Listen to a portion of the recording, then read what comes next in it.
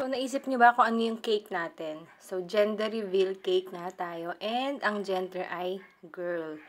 So, nakita ninyo, kalahati styro and kalahati or 3/4 styro, 1/4 cake yung ating cake ngayon. So, bali ang size ng dami natin is 10x5 and then yung cake natin is 10x3. So, yes, gumamit na nga po ako ng styro cutter sa pagkakataon na ito at hindi lang cutter mismo. So, mas madali talaga siya sa buhay kaysa yung mano-mano na cutter. So, ayan, dinikit na rin natin yung ating cake board para pagpapatungan ng ating edible cake. Tapos, ayan, tinry din natin yung gun kung gumagana pa rin siya. At first, dami styro nga lang itong cake na to since buntis yung ating customer and medyo umiiwas nga daw siya sa sugar. But then, malapit na nga yung date, nag-request siya na kung pwede edible na lang daw yung kalahati para matikman na rin nila yung cake natin since first time din nila ang order sa atin. Sila nga pala ay mga katrabaho ko before sa IBM.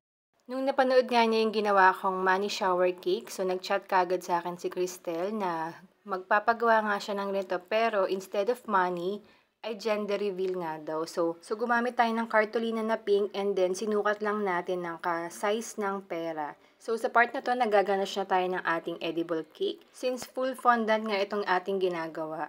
And then, medyo kinapalan ko na lang yung fondant natin para magpantay yung ganache at saka yung styro. So, maikwento ko na din, no?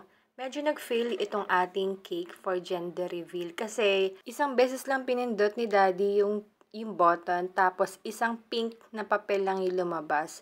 So, after nung lumabas na yon, hindi na niya napindot ulit. Buti na lang meron silang balloon for gender reveal din. Nakasabay din itong cake. Medyo nagkulang kasi ako dun sa part ng pindutan. Hindi ko na nilagyan ng harang or ng support yung fondant. Kaya nang pagkapindot niya, medyo lumubog daw yung part na yon. Mabuti na lang mabait pa rin yung customer natin and nasatisfy pa rin natin sila. So ito na yung ating cake and congratulations Tax and Cristel!